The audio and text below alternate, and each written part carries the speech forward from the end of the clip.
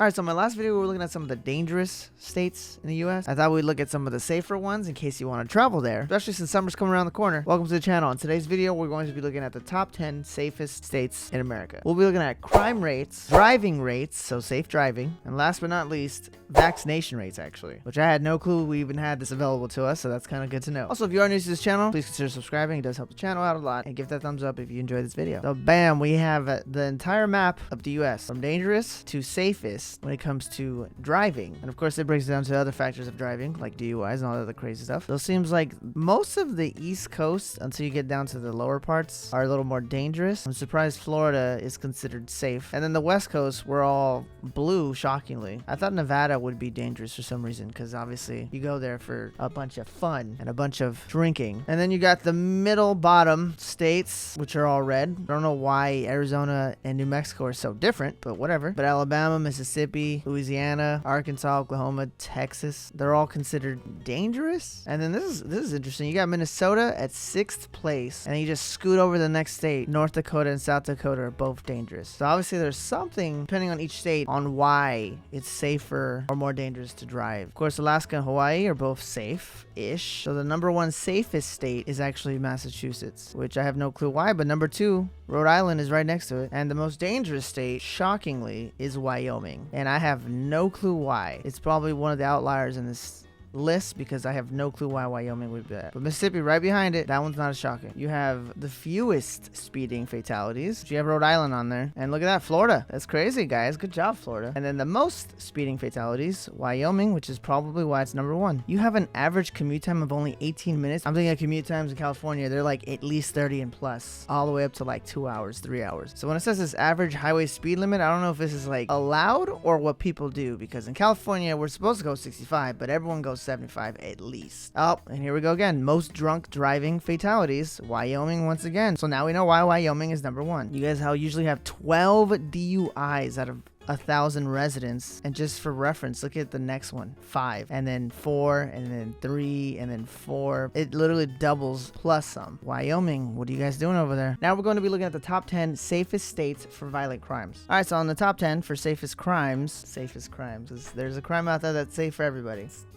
So at number 10, we actually have Virginia. Virginia has 8.54 million people, and it has ranked number 6 for lowest violent crime rate and 15th for lowest property crime rate. All right, at number 9, with the worst state to drive in, Wyoming. So apparently it is pretty safe for violent crimes, but just not for driving. It has Wyoming has a population of only almost 600,000 people, so a little over 500,000 population. That is so low. I heard the jokes, but I didn't believe it. Its violent crime rate is 8th, and it has a pretty low crime rate for property, 12. All right, at number 8, we actually have Rhode Island. Rhode Island has 1.06 million people. Its crime is at 9, and property crime is 11. It's weird to me seeing all these states with not that much of a population. Not saying there's not a million isn't a lot, but when you live in California, it's like 50 million, I think. I don't even know. There you go. Yeah, so look at this. We're at almost 40 million population. It's weird to see states that have very low population. That's all. All right, at number 7, we actually have one of the safer states, Massachusetts. So now it's also safe for violent crime as well. Massachusetts has almost 7 million people. All right, so the violent crime rate is actually pretty in the middle. It's 24th. So I think the low property crime rank, that's apparently it's ranked number 1, brings it up to number 7, because violent crimes at 24 out of 50 is pretty in the middle. All right, at number 6, we actually have Vermont. It has a population of about over 500,000, again, 600,000. But its violent crime rate is 4, so it's really low. And the property crime rate is also very low, so it's probably why it's 6. I like this picture of it just freezing. All right, number 5, we're actually still in the same area, Connecticut. So still up here in the Northeast, with their population at 3.5 million, roughly. It has a pretty low rank for crime rates at 3. That's really low. It's top 3 pretty much. And the property crime is at 9, so still very low. All right, so it's starting to become a theme for this. All the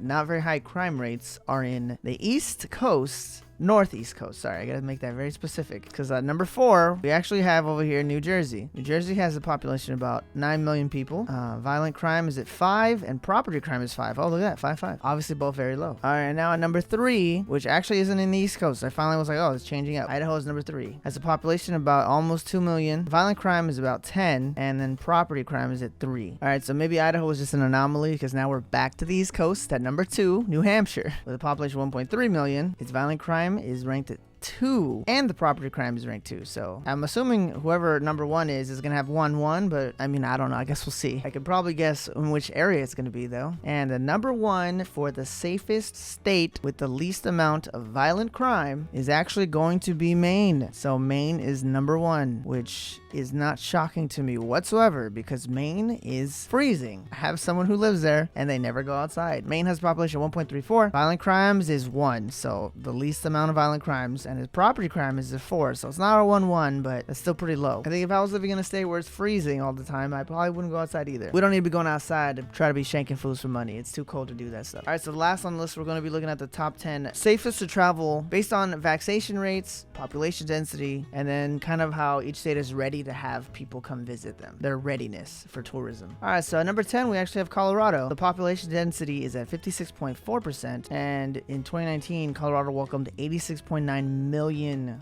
people. Its vaccination rate is about 40%, which is ranked 14th place. Currently, the infection rate is 23 cases per 100,000 people. I don't know how to do the math. I'm not really good at math, but that's like point something 2%. All right, so number 9, we got Utah. We live close to, well, we don't live close to Utah, but it's a 6-hour drive from where I live in California. Population density is at 67.63 people per square mile, so it's 21st place. I guess in 2019, Utah had $10 billion in revenue for the first time ever. Its vaccination rate is 28.5%. Wow, that's pretty low. It's 48th place. Okay, yeah, I was gonna say that's very low. So it's not very vaccinated, but the cases are only 10 per 100,000 people. So regardless, I don't know if it's because it's hot over there. People don't be around each other as much. I guess if you're doing recreational stuff, you're not be meeting people that much. All right, number 8, we got Wyoming. I like the population density. Look at this, 6 people per square mile. 6. It's 2nd place for population density. So it has not the most amount of people, which we just found out its population is barely over 500,000. So although it is most dangerous for driving, it had over 9.2 million overnight visitors in 2019. Even though it has a pretty low population density, it still has 30% roughly of the population vaccinated, and its current infection rate 11 cases per 100,000 people. It has the famous Yellowstone National Park, so if you want to see Yellowstone, Wyoming's the place to go. All right, at number 7, we have Arizona. Population density is 65 people per square mile, roughly 20th place. 46.8 million people visited that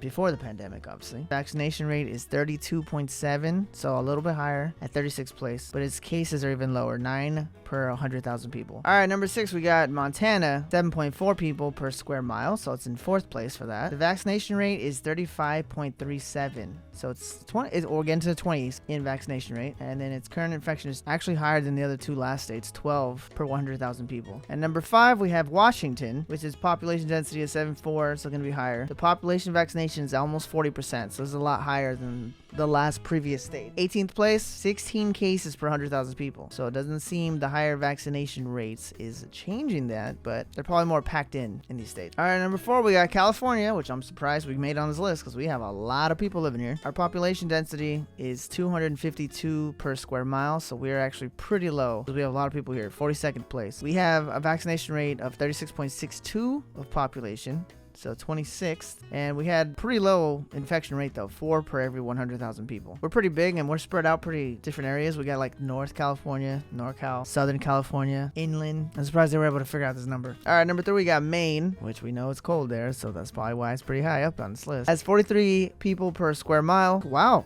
It is number 1 for the most vaccination rates. It has almost 50% of its population is vaccinated. I did not know that. How does it have 20 cases per 100,000 people when 50% of the population is vaccinated? That don't make no sense to me, but I guess it is what it is. Oh, maybe because they're so cold there, they got to cuddle up for warmth, so that's what, spread. I don't know. I'm just making it up. Number 2, we got Hawaii with 218 people per square mile. I was going to say Hawaii's pretty small. Yeah, the vaccination rate's pretty high, though. It's 41%. It's 8th place, and it only has 5 cases per 100,000 people. And the number 1 place, Alaska, with 1.28 people per square mile. There's one person owning a square mile at this point. It's 1st place for this. Its vaccination rate is actually almost 40%. At 21st, and only has 11 per 100,000 people. Alaska's huge, so pretty spread out. One thing I didn't realize either, or one thing I did not mention about this list in particular, is this is for 2021 travel. So if anything, the vaccination rates are probably higher in all those states and every other state since we're in 2022. Just keep that in mind. But anyways, those are the top 10 safest states per driving, violent crimes, and property crimes, and then vaccination rates or the states being ready for tourism to come visit them. Comment down below if there's any of those states you're going to travel this year. I know I'm definitely going to travel to a few of those states. Were any of these states shocking to you? Let me know what you think. Thanks for watching. I'll see you guys on the next one.